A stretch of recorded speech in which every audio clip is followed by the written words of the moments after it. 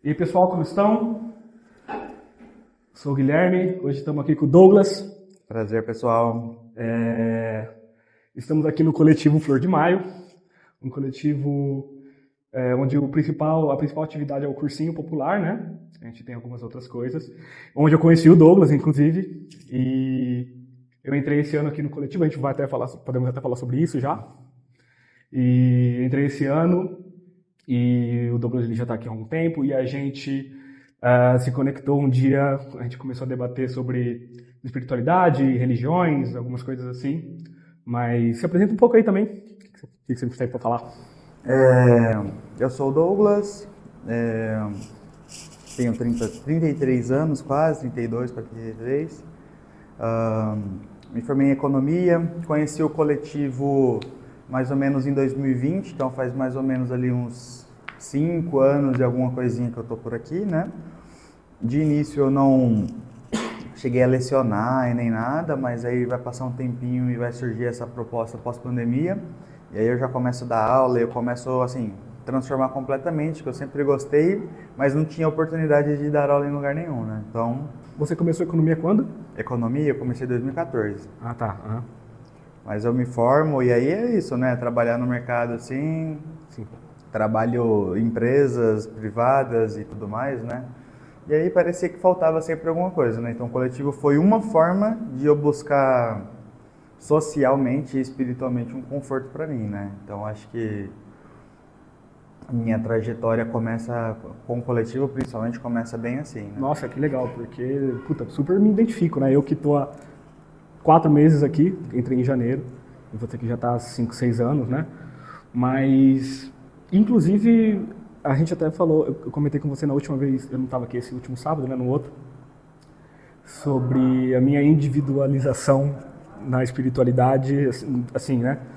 Na espiritualidade, porque eu estava seguindo uma escola lá em Barão de Espiritismo, a GAE, Grupo Espírita Aprendizes do Evangelho.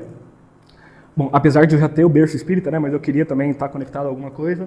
E a escola, tipo, tem as preleções e tal, mas só que essa escola estava acontecendo na sexta-noite.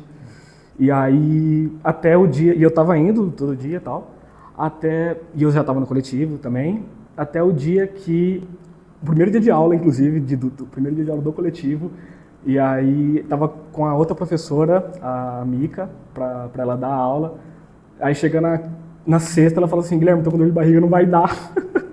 E aí eu vou.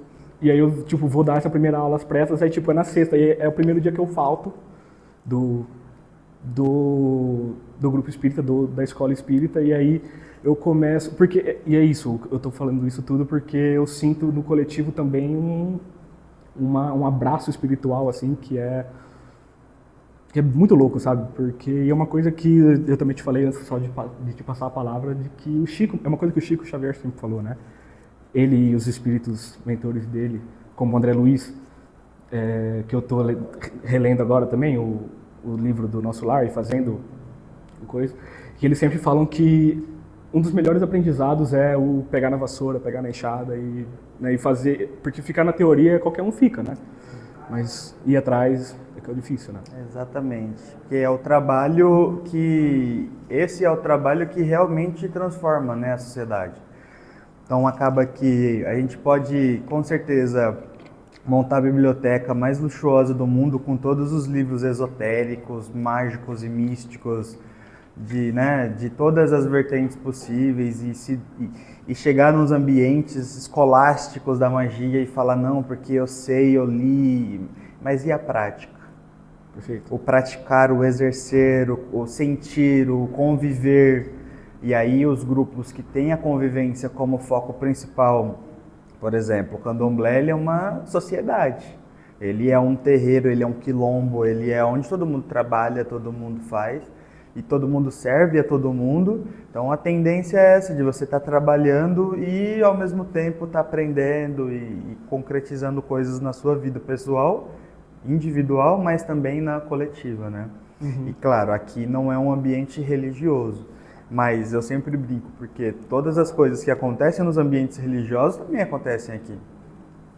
o trabalho, a convivência, uma troca de experiências, a alegria, a tristeza, a perca de alguma coisa, material ou espiritual, o ganho de algo.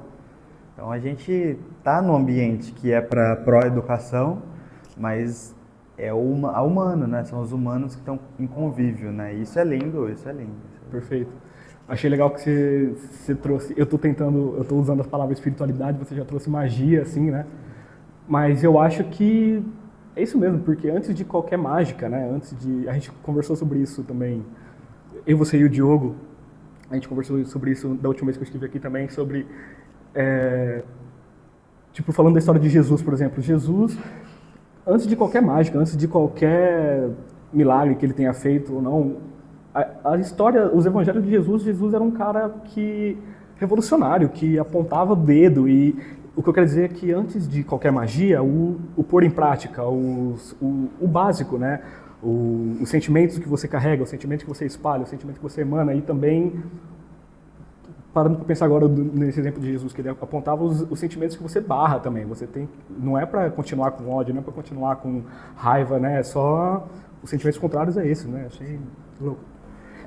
Por isso que eu sou uma pessoa extremamente ampla, assim, né? Eu tenho a minha religião, enquanto candomblé, que é familiar, por mais que também tenha catolicismo, os evangélicos. Minha família também é muito múltipla nessa questão, né? Uhum.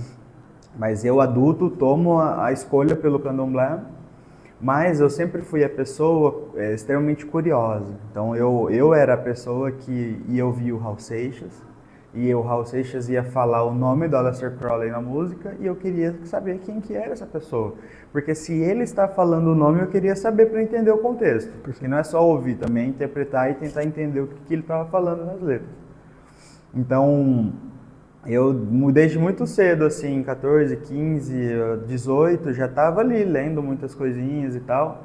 Claro, não praticava, mas estava lendo muita coisa. Uhum. E é por isso que eu falei anteriormente dessa questão, assim, né? Porque tem muitas pessoas que elas são isso. Elas vão falar com toda a pompa, citar textos específicos, mas aí talvez ela não tenha essa busca interna, essa melhora, essa tomada de consciência. Que antes eu acho que também Jesus é isso, é elevar a nossa consciência, é pregar o amor, é ter essa evolução consciencial. Que não é só fazer milagre. Mas, se for possível realizar milagres para uma pessoa que tem uma consciência gigantesca, tudo bem, pode acontecer, né? Mas antes de tudo, tem que existir a evolução consciencial. Senão, acho muito difícil, né? Caralho, que interessante. Porque, primeiro, não tem como você querer fazer alguma coisa sem você sinta que você nem enxerga ela, né? E realmente, e aí, tipo, não sei se você falou sobre tudo isso, e realmente quando termina os quatro evangelhos, né, no Novo Testamento, depois vem os Atos dos Apóstolos, né, o que eles fizeram. E é um livro pequeno também, mas só que em alguns casos, né, eles se relatavam, cara, eu tô fazendo esse milagre, assim, eles começaram a fazer alguns milagres também, mas eu não sou digno disso, eu não sei nem o que eu tô fazendo.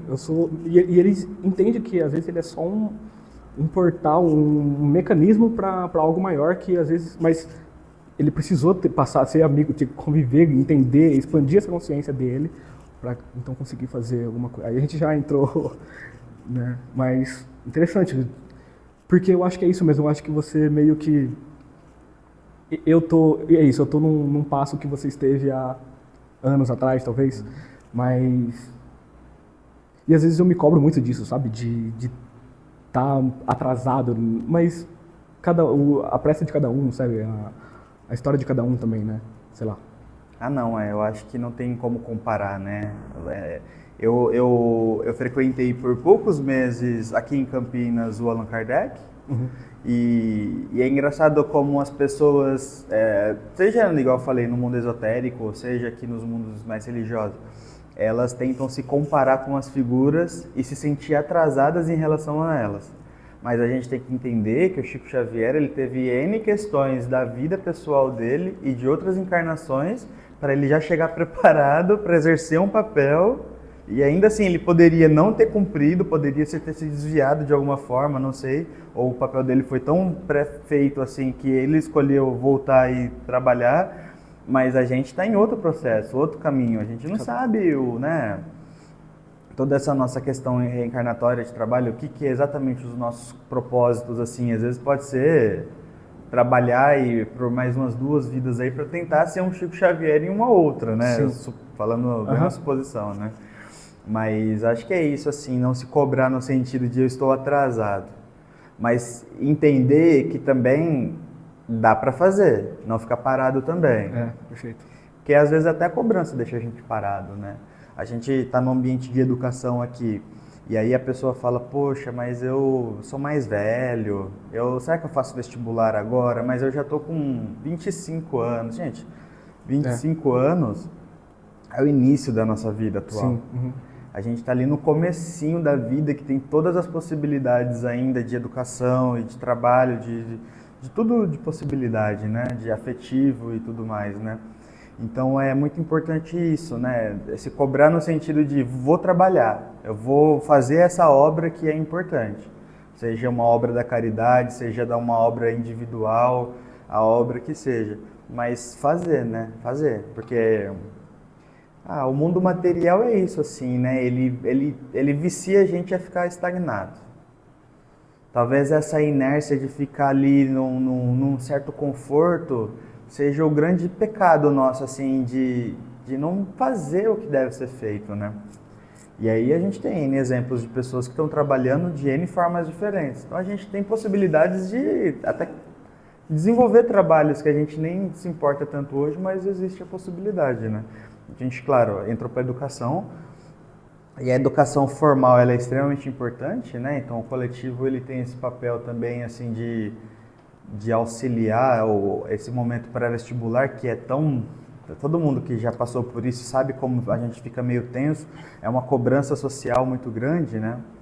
Mas a gente, tanto no nível espiritual, quanto no educacional, quanto em todos os outros níveis da nossa vida, seguir os passos que tem que ser feitos, porque a gente não pode dar nenhum passo maior do que a perna, né? Então a gente tem que ir vagarosamente fazendo todo o treino, todo o estudo, tudo que for possível para ir atingindo aos poucos, né? Esses caminhos que são importantes na nossa vida também, né? Por isso que a gente também tem que seguir eles, né? Interessante, E, bom, e se for pra gente se comparar, que nos comparemos com nós mesmos, né? Eu quero ser melhor do que eu fui ontem, eu não quero... Né? Às vezes é fácil falar, mas às vezes é difícil de praticar, né? E quanto ao cursinho, né? Eu lembrei de uma frase enquanto você falava, eu não lembro de quem que é, se é de algum físico, de algum matemático, mas ele fala assim, ou se talvez até de Freire, não lembro de quem que é, mas de que se você tem o conhecimento, quando ele é compartilhado, ele é multiplicado, porque se você tem R$1, se eu tenho uma moeda e eu te dou, eu não tenho mais, né? Mas a partir de que eu tenho uma fórmula de Bhaskara e eu te dou, nós dois temos a fórmula de Bhaskara agora e a gente consegue compartilhar. Isso é bonito, né? E isso eu acho que assim, é o começo da espiritualidade, de saber ampliar, de saber ser coletivo também, de não ser só individual, né? Que acaba sendo contraditório com o começo do que eu estava falando, que eu busquei essa individuação, porque também eu estava vendo que estava passando por... Lá no centro, passando por um processo meio da igrejização. Eu tinha te falado que naquela semana eu tinha te falado que eu tinha visto isso na internet, em algum post falando sobre a igrejização do espiritismo, assim, né? E de que... Porque eu não gosto de falar que eu sou espírita, por exemplo, porque eu não quero me apartar. Eu gosto de falar que eu sou espiritualizado, sabe? Que a gente precisa, e é isso que eu queria que todos abrissem os olhos, assim, né? Sei lá, às vezes E eu acho que eu sei como isso é um pensamento de quem está no começo disso, sabe? Que querer mudar o mundo, sabe? Parece que... Mas o trabalho é a passo de formiga, né? Não é do nada. E, tipo, são processos que são necessários passar para você chegar no outro lado, né? Não tem como a gente pular processos assim, né? Eu gosto muito quando as pessoas elas começam a se abrir para esse movimento que o pessoal vem chamado de universalista, né? Hum. Porque vamos pensar numa prática específica que o pessoal faz bastante e tenta muito, que é a projeção astral. Uhum. A partir do momento que a gente sai do corpo, assim, né? A gente deixa a matéria aqui estacionada e vai para o ambiente astral, tá, a gente pode ser carregado para uma região umbralina, porém a gente pode também ser carregado para outras regiões, de outra, aí, né? Eu vou chamar de região, mas às vezes eu tenho outras terminologias melhores, né? Seja uma região que tenha essas múltiplas possibilidades de trocar ideia com desencarnados ou com outros seres que têm um grau de evolução diferente do nosso, que é encarnado, né? Certo. Mesmo em projeção astral. Só que quando a gente está no ambiente do Brasil, o cristianismo, as religiões de matriz africana, as tradições indígenas, elas que fazem essa conexão lá do campo espiritual com o Brasil. Mas e se você for levado para uma região da China? Vamos pensar no espiritismo kardecista quando eles falam dessas colônias astrais, né? Mas tentar compreender que o universalista talvez não chamaria assim. Só que o hindu, ele tem a fé hindu e ele vai manter aquela coisa ali, sabe? Muito firme com ele. Porém, num processo reencarnatório, se você pede para voltar no Brasil, você não deixaria de acreditar e de sentir no fundo do seu ser que Krishna tem uma coisa boa junto com ele, ou que o budismo, o Siddhartha Gautama tem uma coisa muito legal com ele, ou que, né, em N regiões do planeta, N formas de se observar a religiosidade. E é nesse sentido que eu acho interessante a gente pensar nesse âmbito universalista. Porque quando a gente institucionaliza, a gente acaba caindo no que aconteceu com o próprio cristianismo, que Roma vai fazer uma certa doutrinação do que pode e o que não pode ser dito ou escrito, a forma que pode ou não, ou até pessoas que influenciam essas pessoas dominâncias de Roma para mexer em determinados textos, alguma tradução, a implementação de um livro que não estava originalmente lá naquela época. E aí acaba que as instituições, elas vão dogmatizando e travando as experiências que podem ser mais múltiplas. Perfeito. Então eu acho que tem muito disso a ganhar com o universalismo, mas que a gente também não foge de um ímpeto de estar buscando e estar presente em alguns locais que é mais suscetível para a gente. Entendi. Que você se sente mais confortável, que você gosta mais.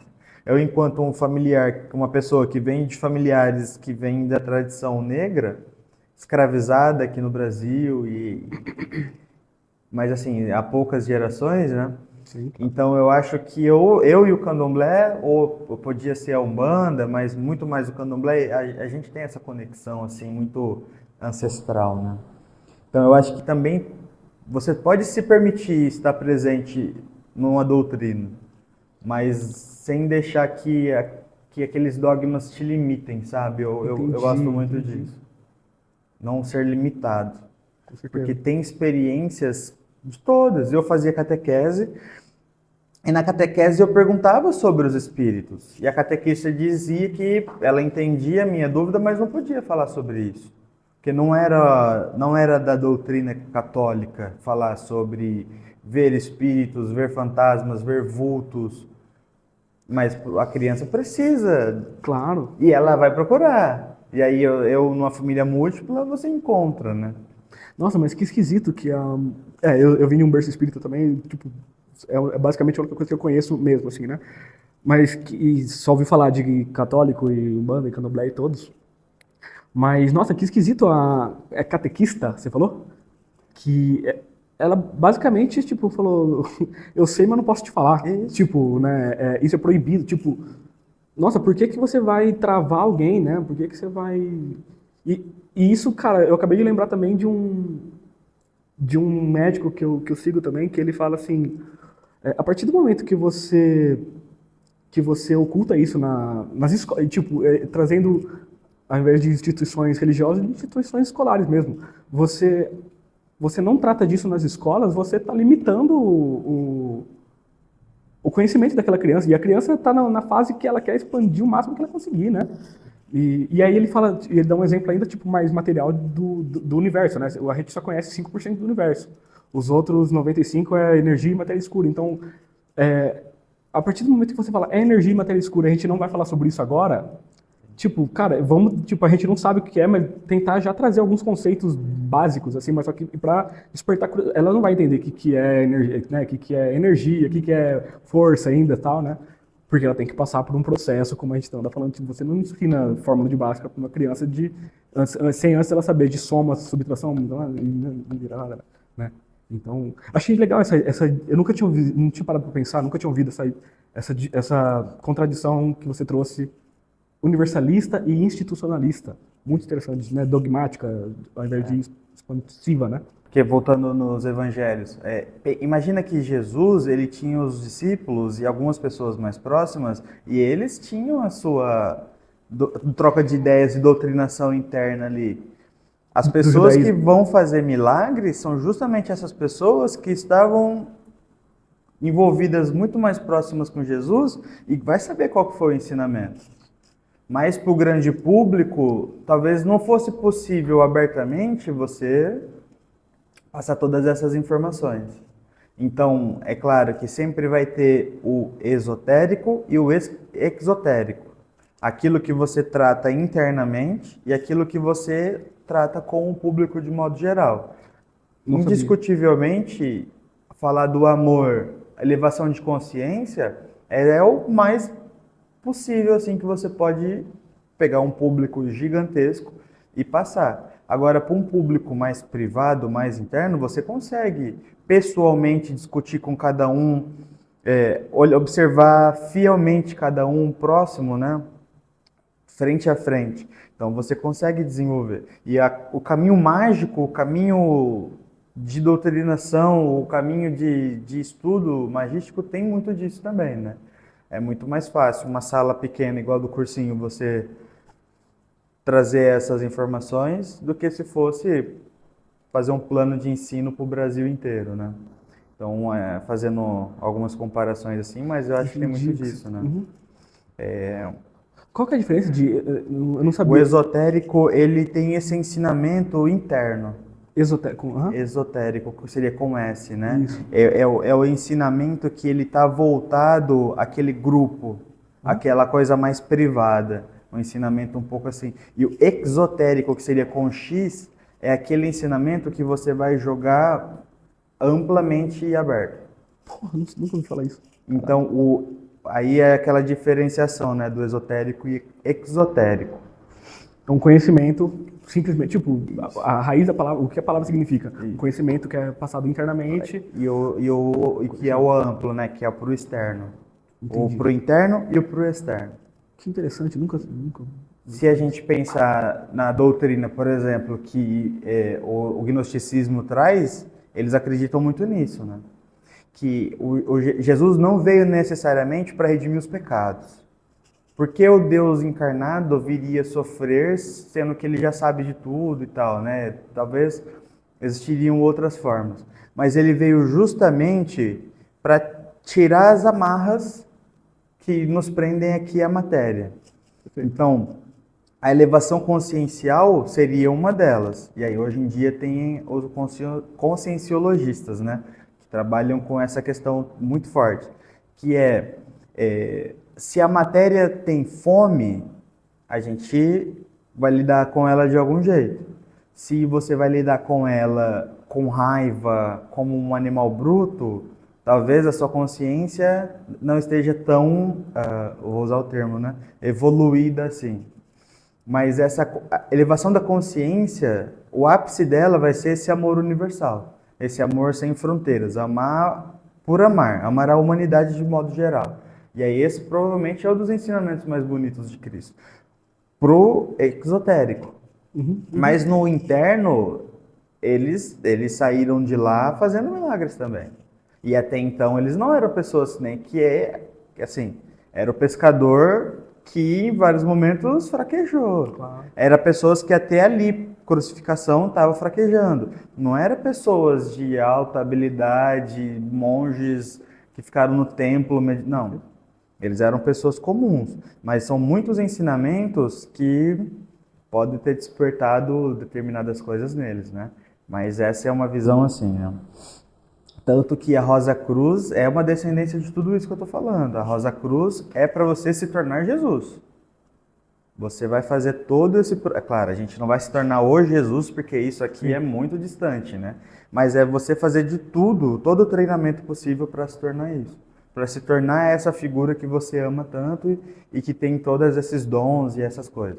Então aí uma pessoa Rosa Cruz falaria com muito mais propriedade, né? Mas é isso, né?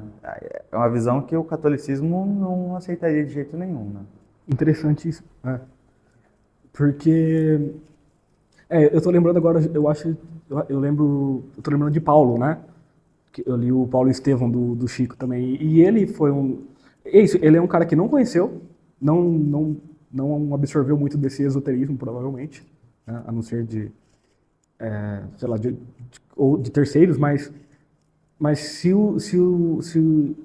tudo que ele absorveu foi pelo esotérico, foi tipo, né, de ler os evangelhos depois dele morto já, né? Então, e ainda assim conseguir fazer os milagres. E aí eu acho que foi ele que, no Paulo Estevão, que dá pra ver que ele fala, cara, eu tô fazendo isso, mas eu não sei como. Eu só sou um instrumento, né? Então, muito interessante, muito interessante. Não lembro, você estava falando de outras coisas também. Gnosticismo, porque eu entendo que agnosticismo vem de alguma coisa contrária a isso. Você não... Ou não tem nada a ver? Não, o agnóstico, ele é aquela pessoa que compreende a existência, ele até acha que pode existir, né? Mas ele tem a tendência a não... Ele tem uma tendência talvez até meio cientificista, né? De falar assim, as minhas bases de escolha, as minhas bases de vivência, elas não estão necessariamente conectadas com esse ser divino. Eu vou fazer as minhas escolhas, eu não vou necessariamente orar, eu não... Se ele existir, tudo bem. Se ele não existir, tá tudo bem também. Não é como o ateísmo que prega essa coisa da não existência, de que a ciência e a razão, elas são as únicas coisas que realmente existem, e nós não fomos criados e nós não vamos para lugar nenhum. Então o ateísmo, ele tem muito mais essa propriedade assim, né, de entender a não existência. O agnosticismo, ele tem essa tendência a não se importar com a existência ou não. Entendi. Ele não vai tomar as atitudes da vida dele baseadas no princípio de que exista ou não um ser superior, né? E nós não, já somos pessoas que acreditam na existência. E assim, né, independente da religião, você acredita que existam seres superiores. Sim, ou o Criador, ou, né, ou seres que interferem aqui, seja a natureza, seja, né, a forma que a pessoa acreditar. Mas o gnosticismo, de modo geral, ele é uma escola específica pós-cristã que existia naquela região que a gente consideraria ali a Palestina ou Israel, né? Pós-cristão, você fala que é... Pós-cristão... 40, assim, tipo, ele morreu em 33? Ele vai falecer e vão surgir grupos distintos. Perfeito. Porque o grupo que vai ser predominante vai ser o romano, que é 200 anos provavelmente depois, Isso, né? Mas existiam diversos outros grupos regionais muito menores que acabaram se denominando como gnósticos. Entendi. Eu imagino até pelo próprio Paulo, né? Porque ele foi pregar, literalmente saiu por aí, foi até Roma, até a Grécia, até, né? Foi longe espalhar a palavra, né? Mas é isso assim, né? Só que aí cada um acabava criando suas doutrinas diferentes, né? E quando a gente vê o pessoal em registros arqueológicos encontrando documentações antigas escritas em copta, que é próximo ao Egito, no grego, nas outras línguas originárias da Bíblia. Então, são registros extremamente antigos, preservados com muita sorte, assim, e você nota que existiam diversos outros livros, até que o Islã tem mais registros do que o próprio cristianismo. Textos escritos assim que foram queimados e destruídos, não necessariamente em Alexandria, mas muito antes pela perseguição romana. Porque acho que é isso, assim, né? O cristianismo, de modo geral, ele precisou se dogmatizar para criar uma construção universal do que seria tudo, do que seria o próprio Cristo, né? Se ele é mesmo o filho, a mãe, qual que seria essa santidade dela ou não? E aí as discussões atual entre evangélicos e católicos tem muito disso também. Mas são coisas que já foram discutidas e sistematizadas pelos romanos há milênios, né? Aham. Então é extremamente interessante que existiam múltiplas formas de ver o próprio Cristo, né? Uhum. E a gente acaba vendo ela em um viés muito específico que veio principalmente de Roma, Perfeito, catolicismo entendi. romano. Entendi. Você falou, a hora que você estava explicando sobre esoterismo e exoterismo, o que os discípulos não podem ter aprendido de lá, apesar de eles serem muito simples, né? Pessoas que a gente hoje considera simples, né? Mas enfim. É, E isso vem, e aí você falou assim que eles podem ou não ser tão evoluídos. Você falou assim, não quero usar essa palavra, né? Evolução e eu fiz uma pergunta. Eu estou fazendo um curso do Sérgio Felipe de Oliveira, não sei se você sabe quem é, um médico que estuda a pineal. Eu estou fazendo um curso dele e aí a cada mês mais ou menos ele faz uma sessão de tira dúvidas e aí eu perguntei para ele e eu já percebi que ele trouxe algumas coisas do espiritismo, por exemplo, também, né? E aí eu perguntei para ele por que a gente evolui, né? Por que se for considerarmos que estamos na Terra para evoluir, né? E que almas são criadas a todo momento, né? Simples e ignorantes, então, tipo, se não tem fim de criação, para que existe tudo isso, né? Uma pergunta bem, tipo, expansiva, assim, né? Se for parar para ver. Mas o que eu quero dizer é que ele falou assim, cara, eu não acho que existe evolução. Ele respondeu essa lá no vídeo lá. É, eu acho que na verdade existe um desvelar. Ele tipo mudou totalmente a ideia, né? Porque tipo eu fiz uma pergunta muito grande, o resto da pergunta ele quase que não responde, porque o começo ele já muda o paradigma no começo, né? Então é um desvelar, porque você já é Deus, você já tem a centelha dentro de você. E Jesus falou: vós sois deuses agora. Vós não sereis Deus. Tipo, ele usou o verbo no agora, entendeu? Então, ele falou assim, o que você pode estar chamando de evolução é esse desvelar, assim, e aos poucos ir se percebendo como um ser íntegro e de luz e que consegue espalhar essa tua luz e não deixar ela fixa dentro de você, assim, né? Como Jesus, de novo, ele tem uma passagem que ele fala sobre um grão de mostarda, eu acho. Que se você joga um grão na terra, enquanto o grão, ele não, se ele quiser ficar, não se soltar, ele vai apodrecer e vai... Mas se ele se solta, se ele se entrega à natureza e confia que vai vir água, que vai vir alimento, um grão minúsculo vira uma mostarda, vira um carvalho, vira um monte de coisa, né? Né, dependente do que for o grão. Então, é muito louco às vezes ter...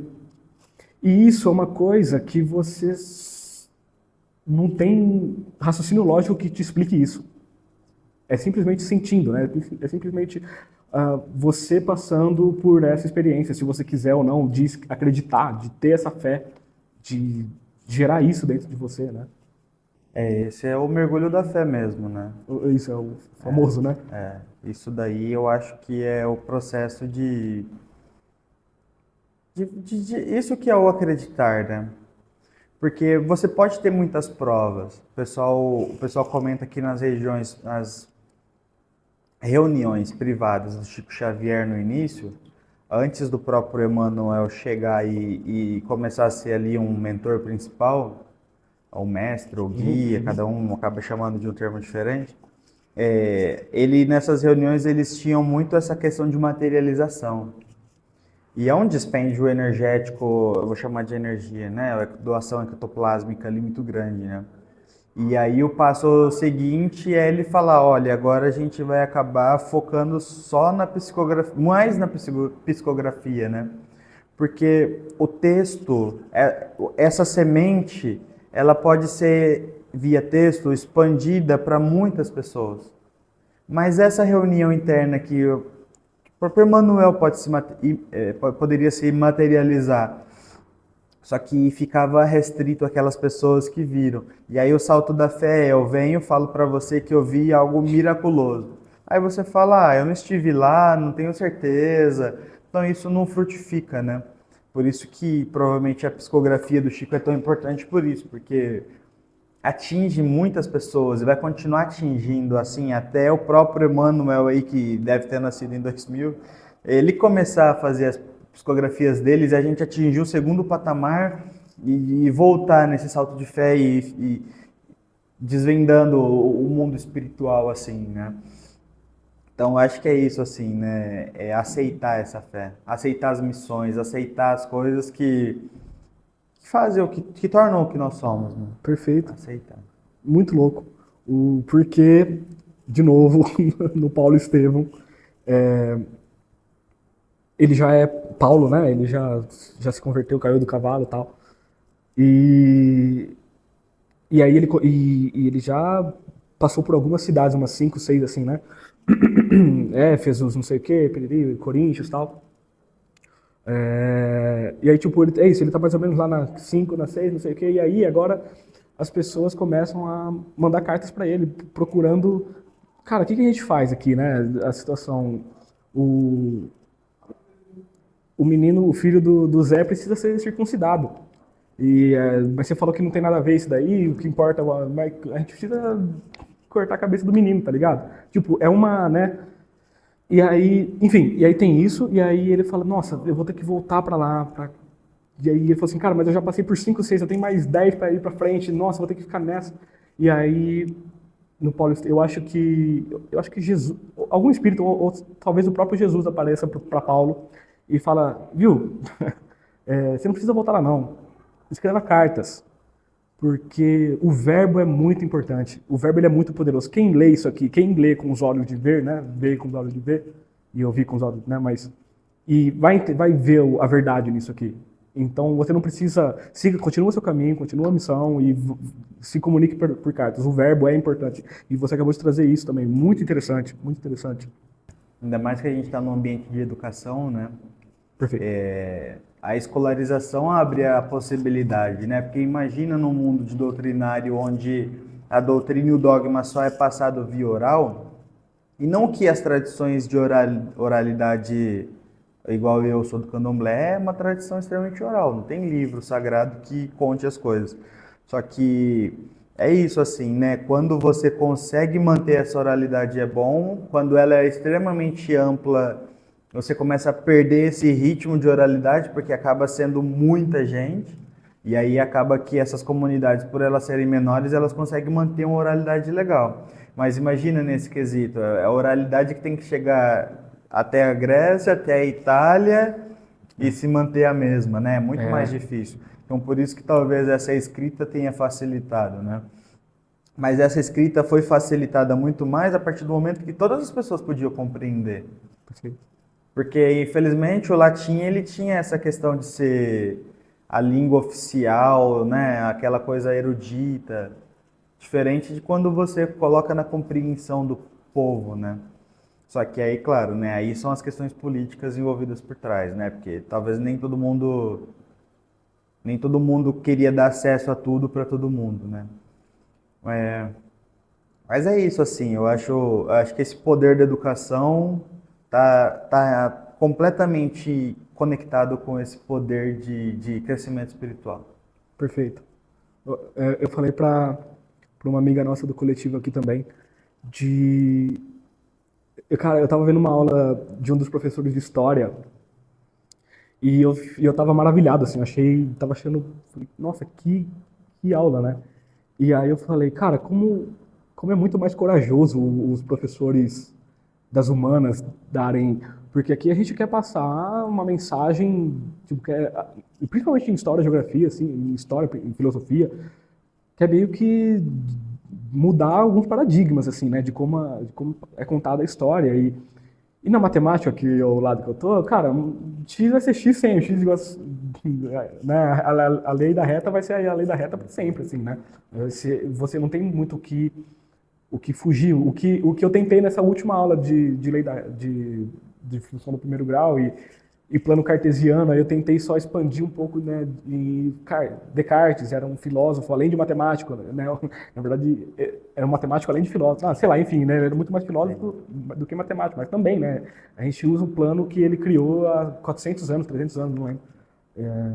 Então, às vezes também trazer o lúdico, né, e assim, dentro das exatas, eu acho que, mas só que não acaba sendo tão corajoso como eu acho que a humana, sabe? Que eles estavam trazendo a visão dos indígenas e além do que é contado na história que a gente estava falando antes também, né? Você quer a sociedade hoje a gente também tem o ensino formal, né?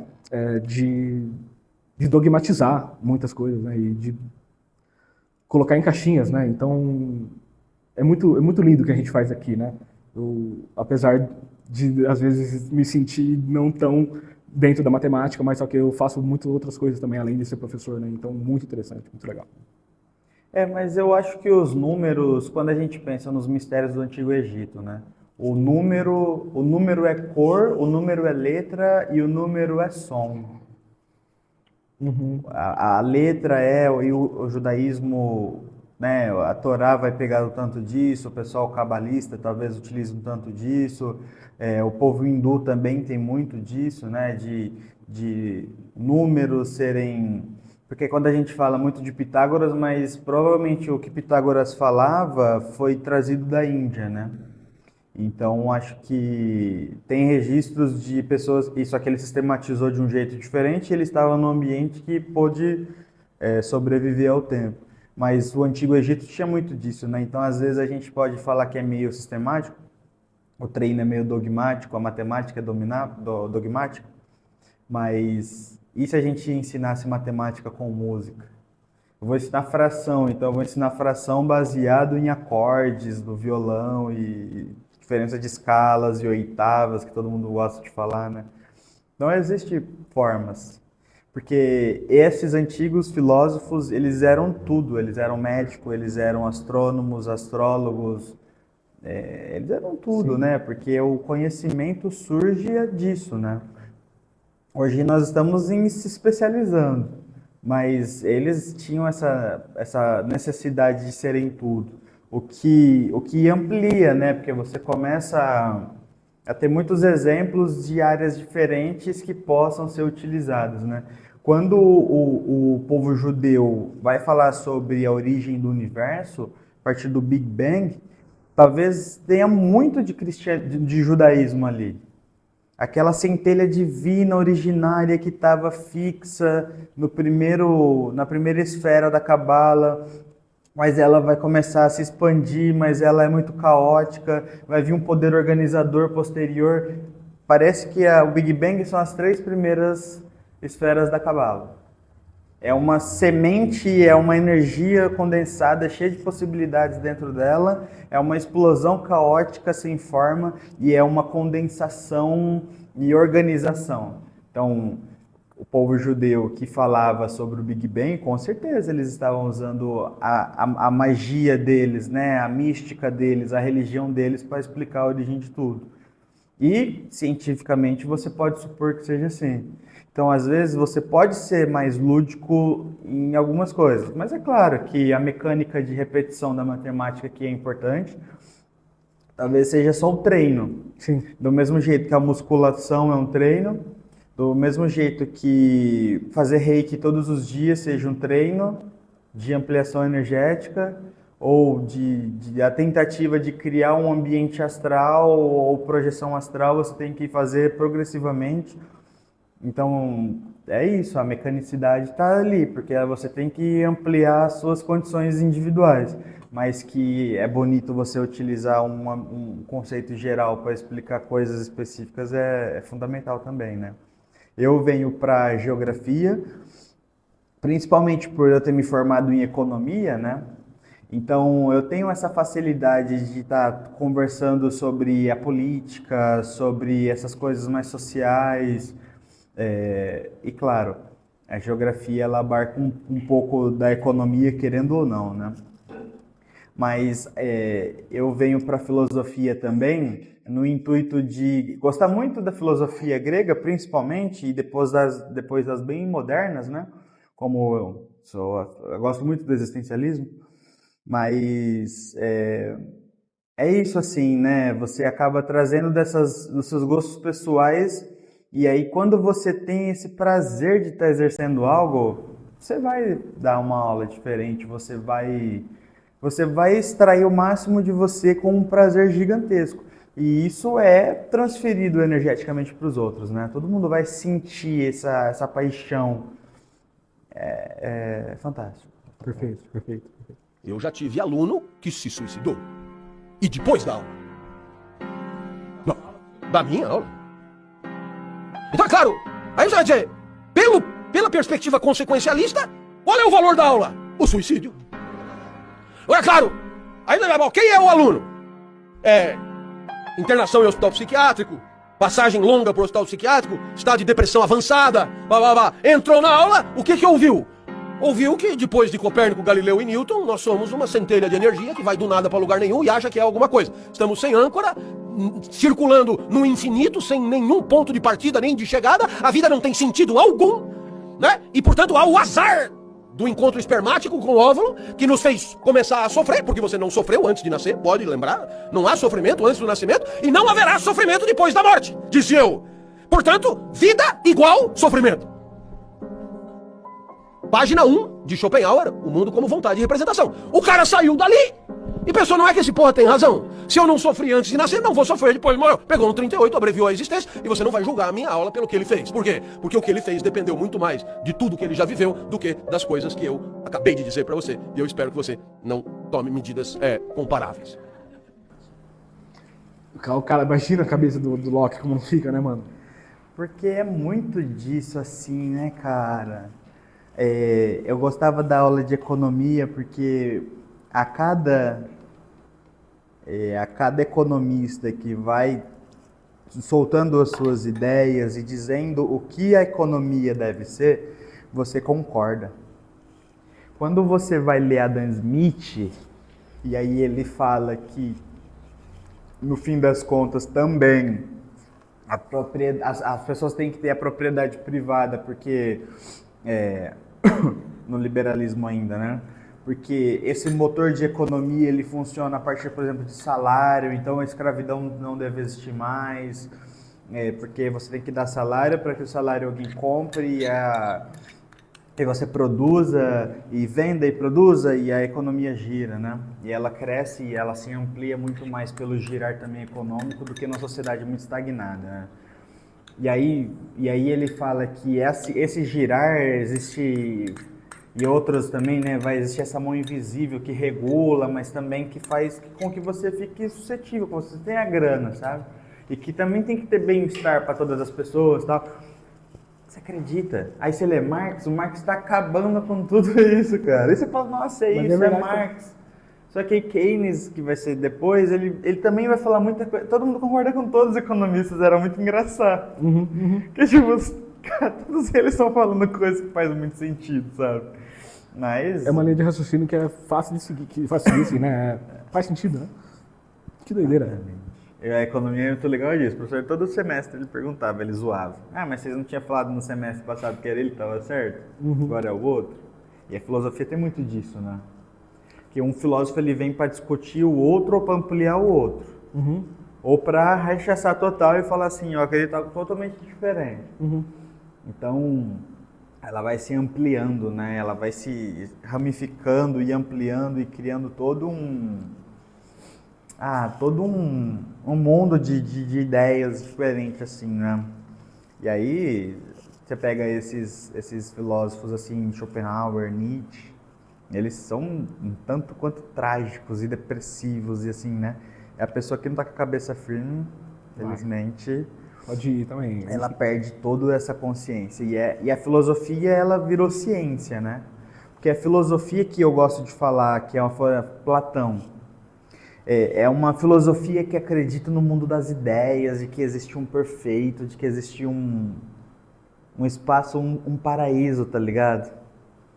Que é diferente do que vai chegar quase 1.200 anos depois, 1.500, porque a gente está falando de Platão antes de Cristo. Aham.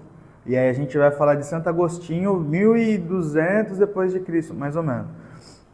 Que é o cara que ele vai reler Sócrates, Aristóteles e Platão e usar o catolicismo, o catolicismo mesmo, não o cristianismo, o catolicismo para explicar a filosofia dele.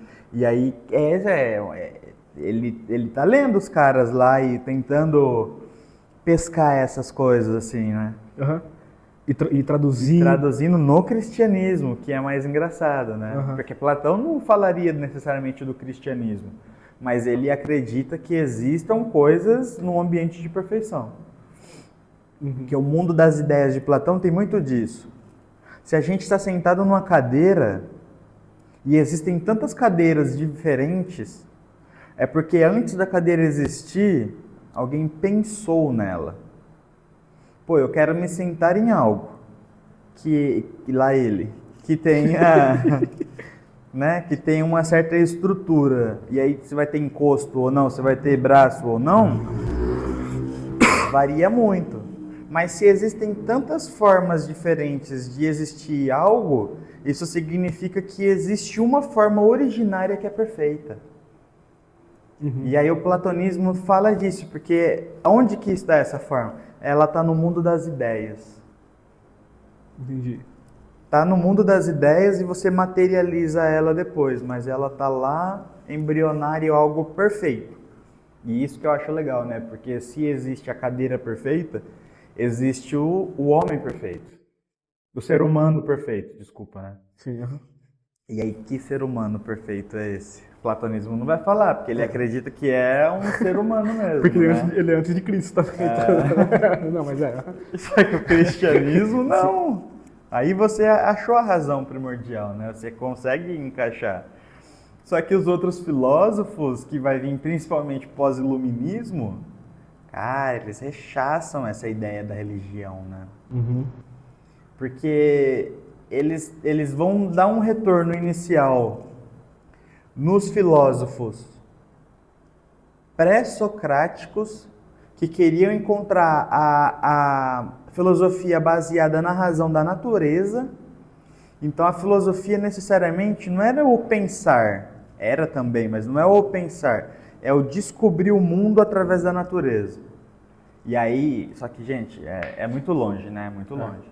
E aí eles vão vir atualizando. Se o cara lá na Grécia, ele olhava a plantinha, estudava morfologicamente a plantinha, ele já começava a ter uma botânica, uma biologia lá, muito tempo atrás, né? Só que esses novos, eles vão resgatar isso e voltar a investigar o mundo. Só que é investigar o mundo não porque ele é uma criação divina, né? Mas porque o mundo existe por existir, né? E aí a filosofia, ela se distancia, né? A filosofia, a física e tal. Por mais que vários desses cientistas, tipo o Newton ele tinha a fé dele, né? Ele não fugia disso, tanto que a astrologia era uma das coisas para Newton, assim. A astrologia mesmo, né? Não só a astronomia, né? Mas a galera vai ter esse iluminismo vai ser a era dessa razão, né? E aí a razão ela não consegue abarcar a mística, porque Allan Kardec ele quer sistematizar. Sim. Ele está entendendo que existem coisas que estão acontecendo e ele vai tentar sistematizar de uma forma científica. Mas por que a religião ela não é considerada ciência? Porque como que a gente pode reproduzir isso? Porque eu e você estamos no mesmo grau de evolução, que é o termo que eu não gosto.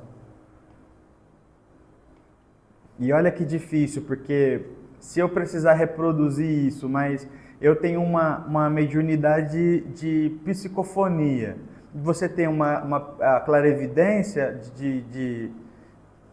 mas aí talvez eu nunca consiga realmente reproduzir, que eu sou mais pro ouvir e você é mais pro ver.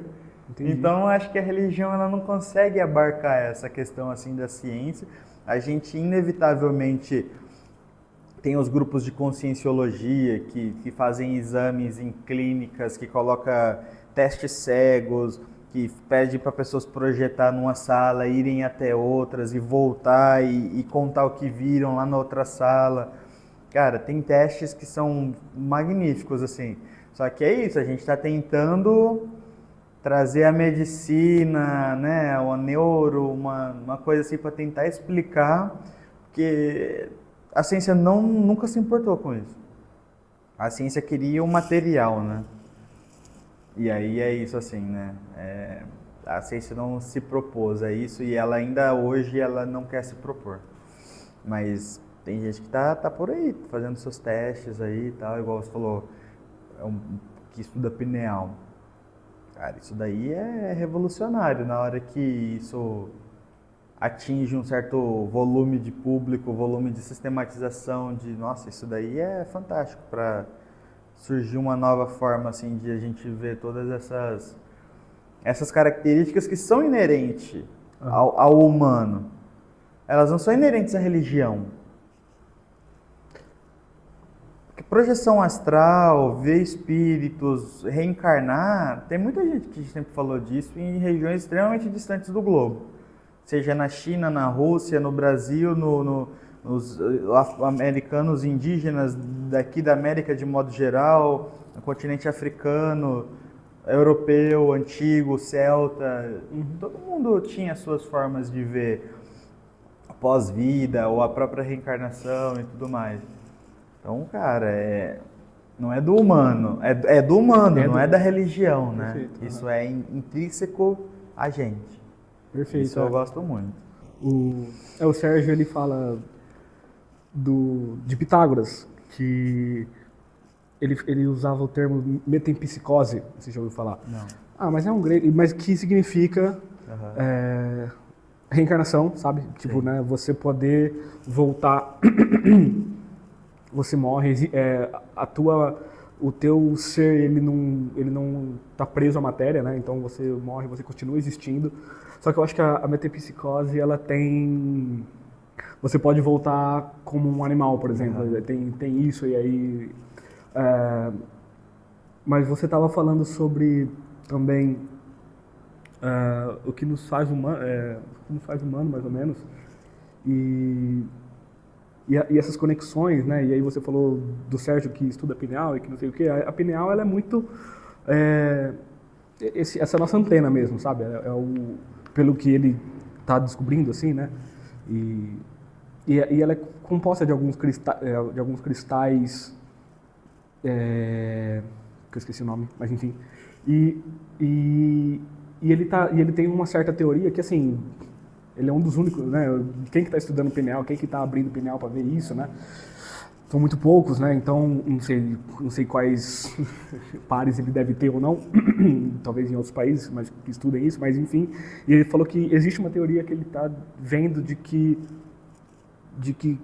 quanto mais cristais você tem, eu acho que é isso, você tem mais e se você é médium, né? Você tem mais essa coisa essa mediunidade de incorporação, de conseguir incorporar, porque é muito cristal, então ele até fez um desenho, ele fala, o sinal entra, então ele fica muito dentro então você consegue incorporar. Se você tem menos cristais, você tem mais, né, a mediunidade de desdobramento.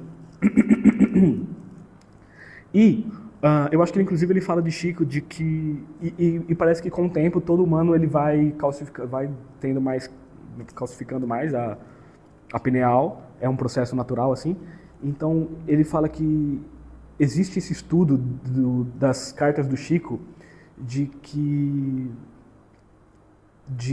antes ele psicografava não sei o que e ficava por isso, aí mas as últimas ele começou a assinar. E geralmente a assinatura ela é mais forte, ela é mais, tipo, ela tá num tom é o mesmo lápis, a mesma caneta, né, mas ou ela tá mais forte ou ela tá mais fraca e tal. E isso representa que provavelmente o espírito ele incorporou naquele momento só para assinar, entendeu? E enquanto antes ele só estava desdobrado, ouvindo, então ele estava escrevendo de próprio punho, assim, era ele mesmo, mas ouvindo, né? E a hora de assinar, o escrito dava rápido, né? Tipo, 1, 2 segundos só para assinar. E existem os estudos de que, cara, pegava o cheque que o cara assinou antes, né, Chico, é de outra época já, né? E fazia essas comparações e batia tudo, né? Um dos fatos, né, de Chico, assim, de médiums psicografistas, né? E também o que eu ia falar, que o Sérgio é uma fala do Sérgio também, que é muito interessante, de tipo, o que nós somos, né?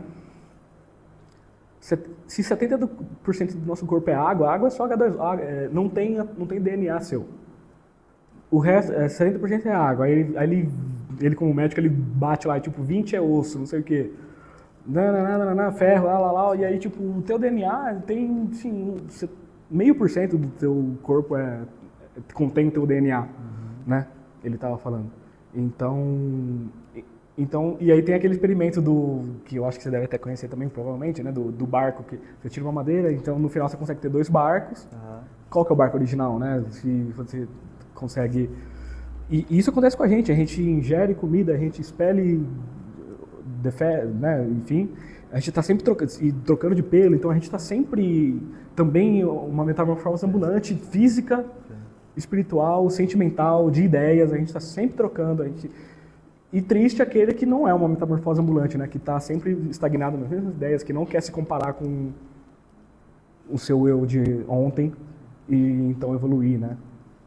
Ou desvelar, ou caminhar, né? Aprender, consumir mais coisas, né? Não sei. Esse é o conto do barco de Teseu, né? Teseu, perfeito. Uma aspas extremamente rápida, né? Porque é um Odisseia, né? Então, começa com a Ilíada e o segundo livro seria a Odisseia, que é a ida para a guerra e a volta, né? E aí é isso, né? Na volta ele vai passar por N percalços, né? É muito difícil. E aí os barcos vão quebrar e tudo mais, né? E vai ser substituído, porque eles têm que continuar a viagem e a viagem marítima. Então é essa analogia, assim, né? De que o que é a realidade ou não nesse contexto, né? E é isso, assim, eu sempre brinco assim, né? O que é você? Eu sou o meu corpo? Eu não sou o meu corpo, porque se eu perco um braço ou outro, uma perna ou outra, a visão, a audição, a fala... N questões, a gente continua sendo a gente. Então eu sou o que está dentro, eu sou o cérebro em si. Aí beleza, aí a gente acredita nessa saída do corpo assim, né, e tudo mais. Ou a possibilidade de existir a parte ao corpo de ver espíritos ou incorporar espíritos, ou seja o que for. Então talvez a gente não seja a matéria cérebro, né, porque a gente acredita que existe o outro lado de lá, né. E eles não têm a matéria cérebro conectada para existir. E é isso, assim, né? Acaba que a gente é essa proporção de consciência. Aí a pessoa vai chamar de alma, de espírito, mas é uma consciência que ela é tanto individual quanto ela é algo maior entre ela mesma, que já passou por diversas encarnações e tal, mas ela acaba se moldando em uma específica, mas pode se reafirmar em diversas outras, e eu acho isso extremamente lindo, assim, né? Porque nós estamos aqui nesse momento, não igual o vídeo que a gente estava comentando do professor Clóvis, né? Que o aluno abrevia a existência, né? Por ouvir Schopenhauer falando que existir é sofrer. Porque se não existia sofrimento antes, não existe depois. Só que o Schopenhauer é ateu, né? Que a existência a gente sabe que o antes e o depois é só continuar. Na verdade, a brevidade é aqui. É só uma passagem aqui, né? E que esse sofrimento, por mais que ele não seja corpóreo, porque só é corpóreo quando você está encarnado, mas existe sofrimento do lado de lá, porque tem muita gente que não seguiu, né, sei lá, né, os melhores caminhos a se seguir, né? Então, eu estava pensando também, antes da gente vir aqui, sobre o coletivo, porque eu acho que grande parte daqui é meio ateia agnóstica, né, ou não? Você que está mais tempo? Eu acho que isso varia muito. Pós-pandemia nós tivemos turmas que eu fazia essa aula de religião, só que eu trazia o censo do IBGE, eu fazia algumas características formais, né?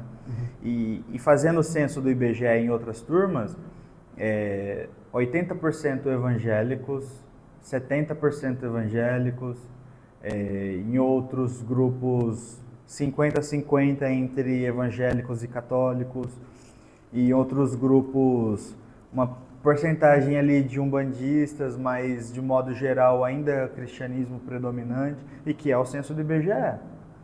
Cristianismo predominante e todas as outras, assim, sendo, sei lá, 80% de cristianismo para mais, entre evangélicos e católicos. Só que se a gente considerar todos os outros, eles são, assim, a grande minoria do Brasil, né?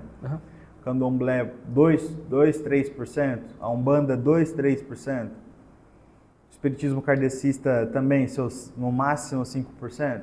Então são minorias muito grandes, assim, né?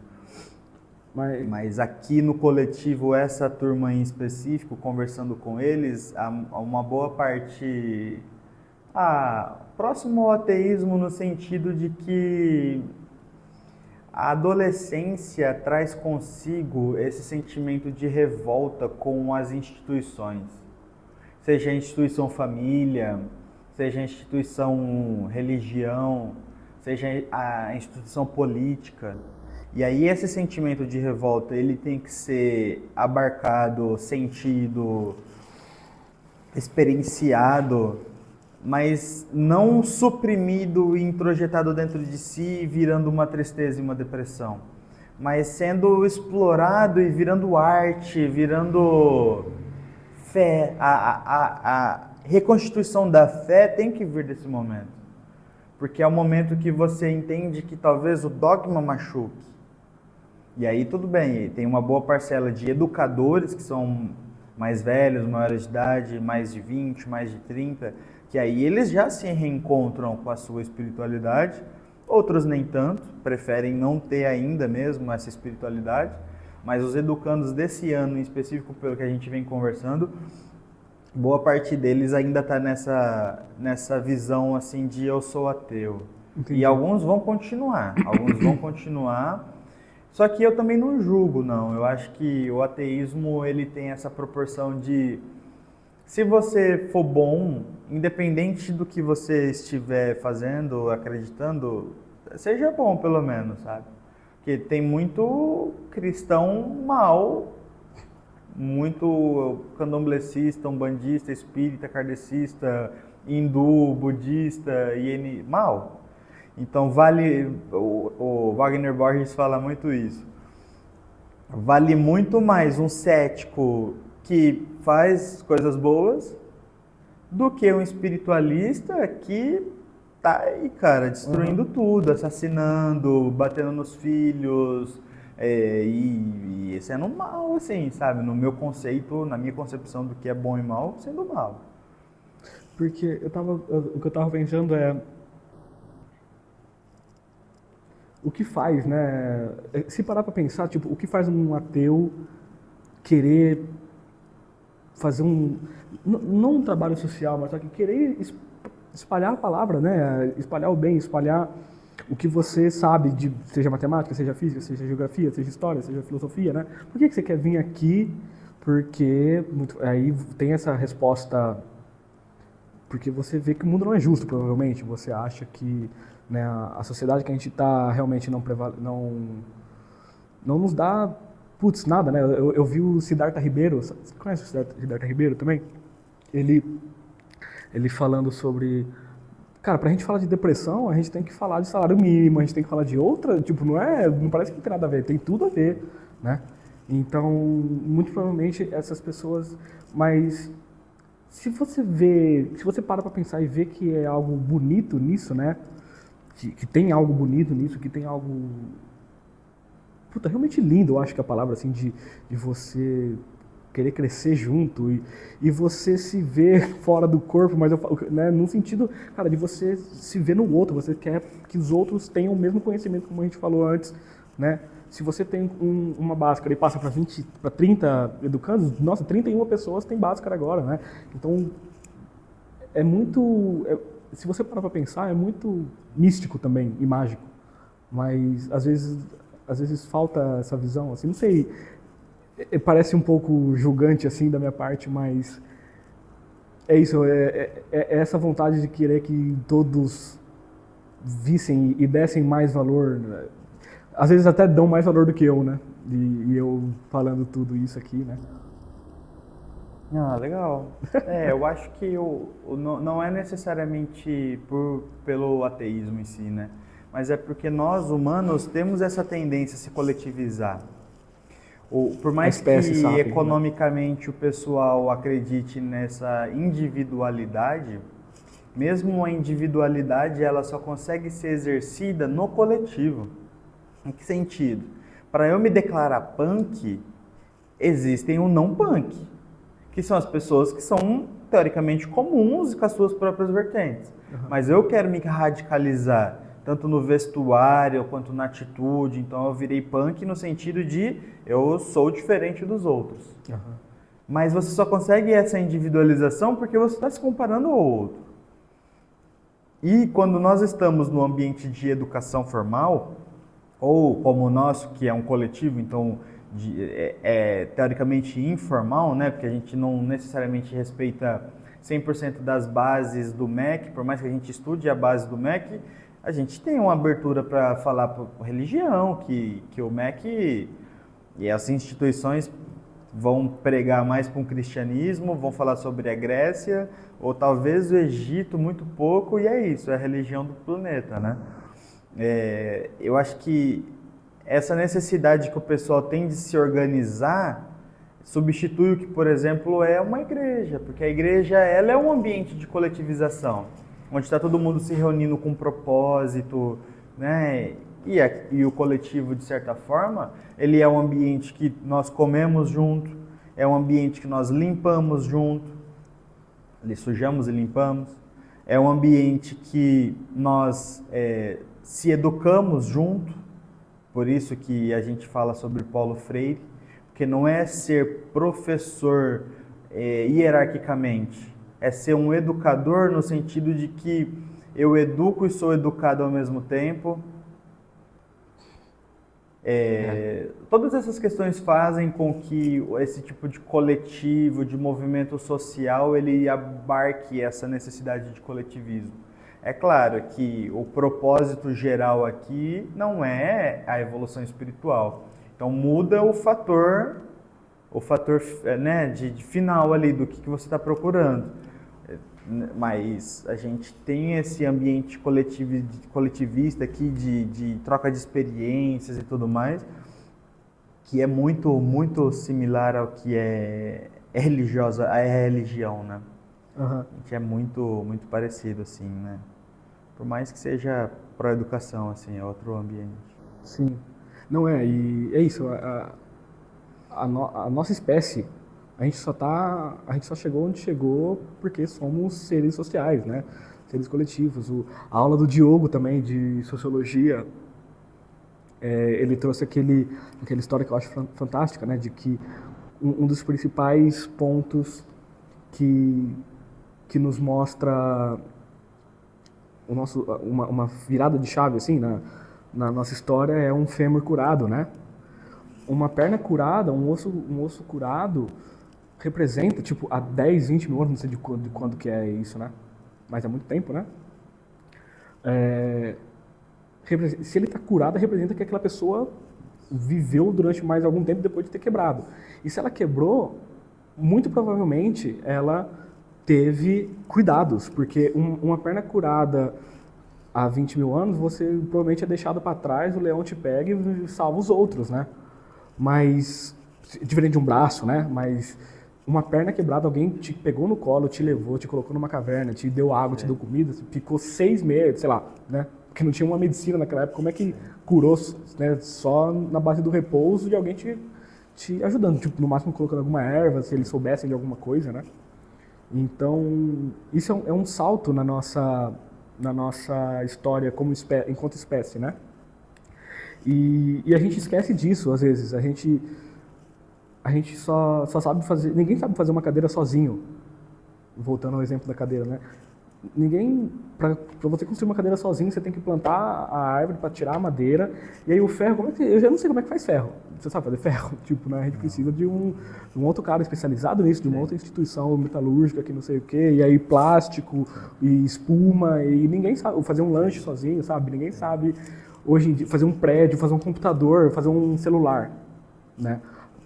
Isso foi difundido em várias pessoas, várias instituições que se especializaram em várias coisinhas para gerar uma coisa só, seja um produto, seja uma instituição, né, uma escola, vamos se organizar e ir para frente juntos. Então, é um negócio muito legal de parar para pensar também, né, de como, às vezes, e aí hoje a gente chegou, acho que, num nível tanto de capilaridade dessas especializações que a gente esquece que a gente precisa de outras pessoas para viver.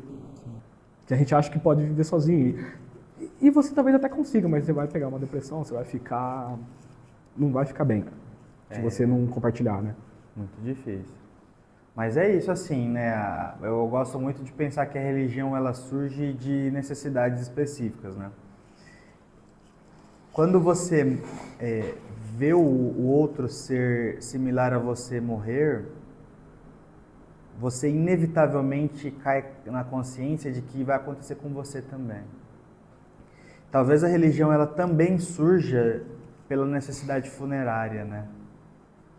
No nascer. Porque o nascer eu entendo que é algo surgir assim da feminilidade, mas na cabeça do pessoal antigo, como que aquilo entrou ali, como que ele foi projetado no mundo sem ciência, né? Sem medicina, sem nada. Então, explicar o antes e o depois é gigantesco. Mas a religião também é explicar a existência, o existir também. Porque provavelmente, essa pessoa que quebrou a perna foi cuidada com muita reza, muita magia envolvida ali, né, do que eles conseguiam compreender. Porque você pega, sim, folha, que é o conhecimento ancestral, saber que aquilo ali anestesia a dor, ou beber determinado líquido, que aquilo ali é um chá, alguma coisa que você tem certeza que aquilo ali apazigua a dor, ou que é estar em sofrimento gigantesco, né? Então, a religião ela é isso, é essa coletividade que olha o outro como si, que merece existir, que merece ter conforto e que tenha conforto no vir e no partir. Essa seria a religião que eu gostaria, né? É isso assim, né? Do cuidar, do coletivizar cuidando. Mas é isso assim, né? Nós caímos nessa individualização, tanto da psicologia quanto do mercado, da economia, que é uma coisa assim que você se sente autossuficiente, à parte dos outros, mas a gente não é, cara. E a gente tem esses votos de confiança que eu acho sempre sensacional falar, né? Você vê a pessoa dirigindo o ônibus e você realmente confia que ela saiba dirigir o ônibus e que ela tem a possibilidade de te levar e te trazer uma viagem interestadual, madrugada dentro e tudo mais, né? Você acaba confiando cegamente em diversas coisas que às vezes racionalmente a gente não deveria, né? Perfeito. Então tem muito disso, né? Legal essa visão mesmo de confiar num médico quando você vai passar por uma cirurgia. E aí, cara, é isso, você se vê numa situação tão vulnerável que, sabe, esse fim de semana eu fui pra minha cidade e minha irmã é uma menina, hoje ela tá fazendo 21 anos, 21 de abril, mas ela passou com 12 anos por uma cirurgia de escoliose. Minha irmã tinha uma escoliose violenta, assim, velho, um S nas costas E, cara, não tinha o que fazer, porque chegou um momento que é isso, ia começar a comprimir pulmão, não sei o que, cara, então vai. O que vai fazer? Vai ficar brigando com... Ou faz ou não faz, e aí no momento, a partir do momento que faz, cara, não fica... Você tá se doando. Tipo, imagina pra minha irmã, mas eu ouço muito da minha mãe também, tipo, dar uma filha e ficar com o coração na boca, na mão, em qualquer lugar fora do corpo, assim, sabe? E a gente reviveu algumas histórias esse fim de semana, assim, e passaram, tipo, ela passou pela cirurgia abriu uma vez, teve uma complicação pequena, assim, mas que, né, fechou e aí tive que abrir de novo depois de uns 2, 3 dias, alguma coisa assim. Cara, foi uma cirurgia bem pesada, assim, super invasiva, imagina, né, colocar 2 hastes de aço, né, de titânio na coluna, enfim. Então você, enquanto espécie, é isso, a gente precisa confiar no motorista do ônibus, confiar no médico, confiar, né? E a gente faz isso, às vezes, há tanto tempo e não percebe, e é preciso perceber, preciso ver isso, né? Com certeza. Muito legal, né? Vamos acabar por aqui? Muito obrigado, então, Doug, valeu. Esse foi o Papo com o Doug. Estamos aqui, então, em 2026, no coletivo Flor de Maio. E obrigado, valeu, Doug, tamo junto. Valeu. Valeu.